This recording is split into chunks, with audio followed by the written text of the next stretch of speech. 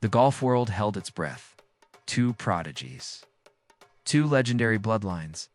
One undeniable truth waiting to explode. Miles Russell stormed onto the scene like a hurricane, shattering records that seemed untouchable, claiming the throne everyone thought was his destiny. But then Charlie Woods stepped forward. Not with thunder. Not with rage. With something far more dangerous: precision, composure, and that unmistakable Woods DNA coursing through every swing. What happened next shocked everyone who thought they knew how this story would end. The coronation everyone expected just became a war nobody saw coming. And the evidence? It's absolutely undeniable. Don't forget to subscribe and hit that notification bell. You won't want to miss what's coming next in this incredible rivalry. The whispers started innocently enough. Two names. Two teenagers, both carrying the weight of expectations that would crush ordinary mortals. Miles Russell and Charlie Woods. If you're a golf fan, these names have been living rent-free in your head for months now. But here's what nobody's talking about. We've all been watching the wrong story unfold. Miles Russell burst into our consciousness like a comet. 15 years old, playing with professionals, not just competing but dominating conversations. The headlines wrote themselves. The comparisons to Tiger started immediately, and honestly, who could blame anyone? Here was a kid doing things that seemed impossible, making grown men who'd spent decades perfecting their craft look pedestrian. Record after record fell. Tournament after tournament. Miles proved he wasn't just talented, he was historic. But while everyone was busy crowning the new king, something extraordinary was happening in the shadows. Charlie Woods was quietly, methodically, systematically building something that might be even more impressive.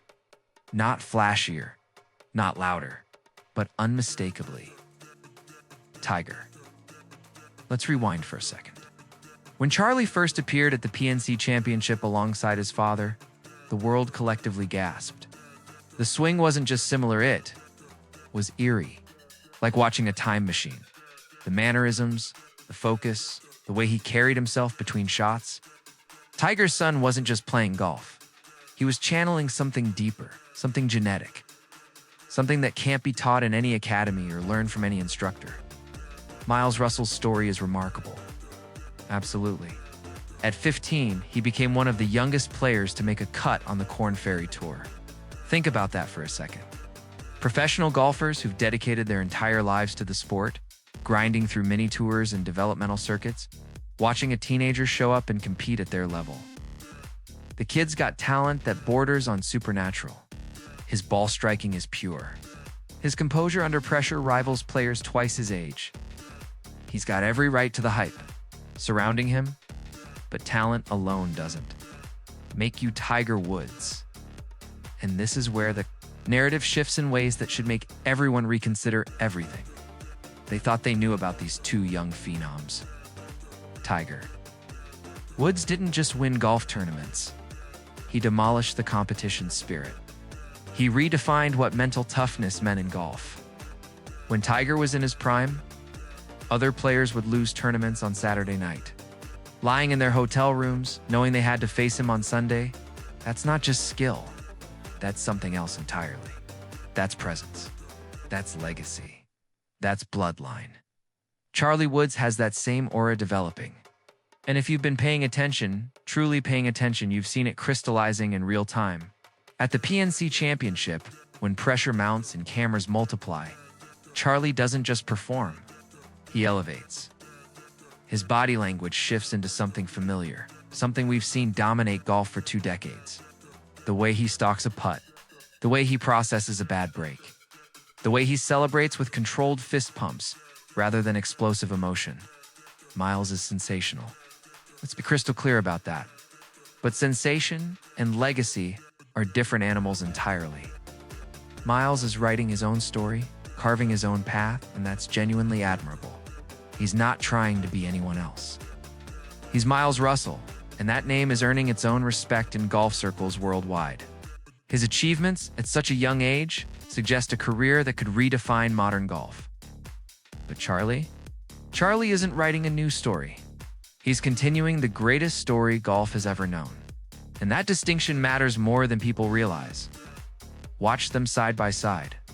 Miles approaches golf like a modern prodigy, aggressive, confident, fearless in ways that serve him brilliantly. His game is built for today's power-focused landscape. He bombs, drives, he attacks pins.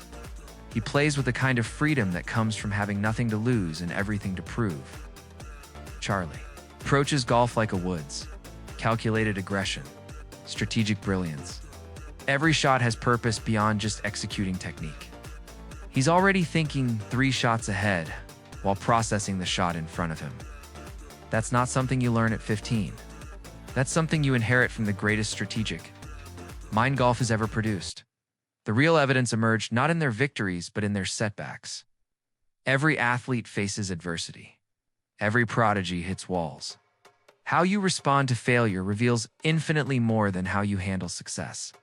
Miles, to his credit, has bounced back from disappointments with admirable resilience. He recalibrates, adjusts, and comes back fighting. It's impressive for someone so young. But Charlie's response to adversity? It's almost unsettling how familiar it feels.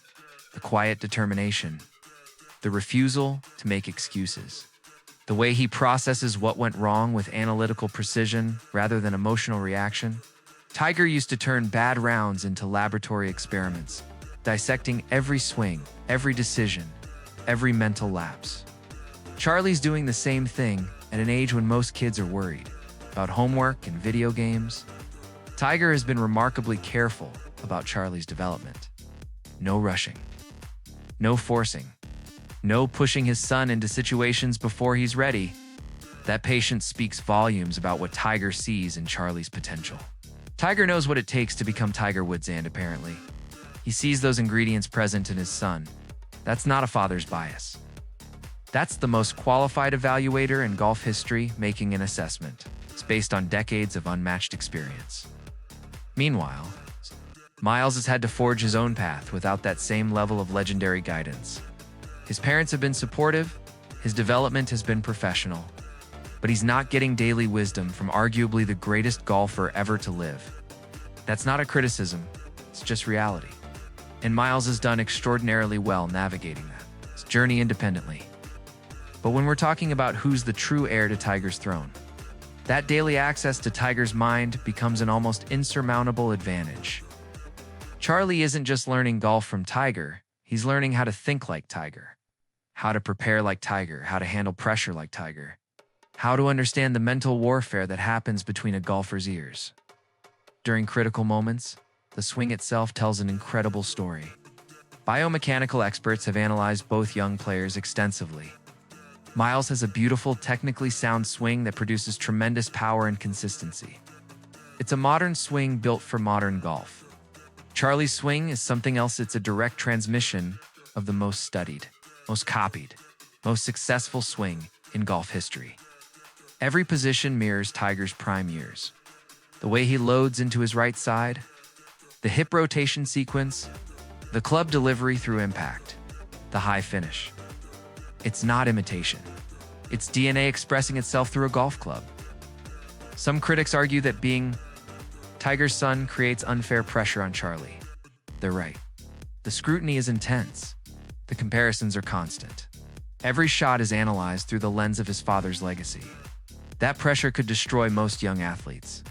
But here's the thing about being a Woods pressure, is the environment where you're designed to thrive. Tiger didn't wilt under pressure. He grew stronger.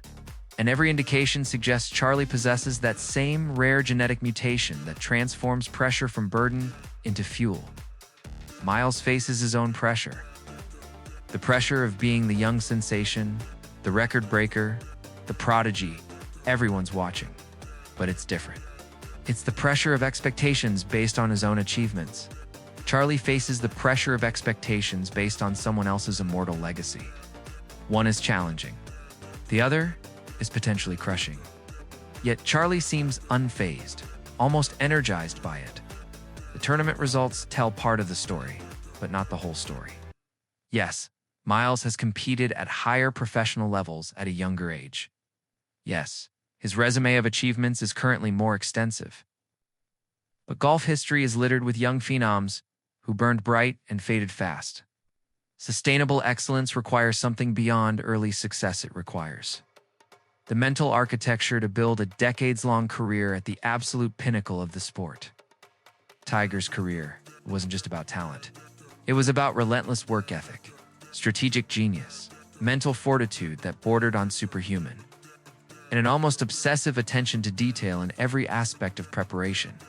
Those aren't skills you're born with. Those are values you absorb from your environment, from your role models, from watching how excellence conducts itself daily. Charlie is absorbing those values directly from the source. The way Charlie handles media interactions already shows Tiger's influence. Measured responses, respect for the game and competitors. No arrogance despite having every reason to be confident. He understands that golf rewards humility and punishes ego. Miles is also media savvy and respectful, but there's a subtle difference. Charlie speaks like someone who's been in war rooms discussing strategy with a general, because he has been. That's literally his dinner table conversation. Both young men have incredibly bright futures. Let's be absolutely clear about that. This isn't about diminishing Miles Russell's extraordinary talents and achievements. He's a special player who will likely have a remarkable professional career. He's already changed conversations about what's possible for young golfers. His impact on the sport is undeniable and growing.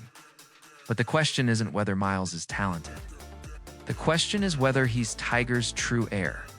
And that's a different question entirely. Being Tiger's heir isn't about being the youngest or the most hyped or even the most successful teenager. It's about carrying forward a specific approach to golf that transformed the entire sport. It's about possessing that rare combination of physical gifts, mental toughness, strategic brilliance, and championship DNA that appears once in a generation, if that Charlie Woods has something. Miles simply cannot have direct access to Tiger's mind, Tiger's methods, Tiger's bloodline. He's not trying to figure out how Tiger did it by studying old videos. He's learning directly from the master. Every practice session is a master class. Every tournament debrief is wisdom from the greatest ever. Every moment of doubt or confusion can be addressed by someone who faced and conquered. Every challenge golf can present. The real coronation hasn't happened yet for either young man. Both have years of development ahead. Both will face challenges that will test everything they're made of. Professional golf is brutally difficult, even for prodigies. The road from teenage sensation to Hall of Fame. Career is littered with cautionary tales. But if we're asking who's demonstrating the characteristics of Tiger's true heir, the evidence increasingly points to Charlie Woods. Not because of his last name, not because of sentimentality, but because of what he's showing us and how he approaches the game. How he handles pressure, how he thinks about golf strategically, and how he carries himself through both success and struggle. Miles Russell has been dethroned not because he did anything wrong, but because Charlie Woods is proving something that was always inevitable. Greatness recognizes itself. And when the greatest golfer in history looks at his son and sees the potential for something special, maybe we should pay attention. Tiger knows what a champion looks like. He built the template. And in Charlie, he's watching that template come to life again. The most exciting part? We're just at the beginning of this story. Both Charlie and Miles have the potential to give us decades of incredible golf. Maybe they'll become rivals. Maybe they'll push each other to heights neither could reach alone. Maybe Miles will prove all the doubters wrong and establish his own legendary career. Maybe Charlie will struggle under the weight of expectations. But right now, in this moment, based on everything we're seeing, Charlie Woods is showing us why bloodlines matter in golf. Why having Tiger's DNA, Tiger's teaching, and Tiger's mindset creates advantages that simply cannot be replicated. The throne everyone thought Miles had claimed, Charlie never conceded it. He just waited for the right moment to show everyone what true inheritance looks like. The heir isn't determined by who gets there first. It's determined by who carries the legacy forward in a way that honors what came before while writing new chapters. And Charlie Woods is doing exactly that, one eerily familiar swing at a time.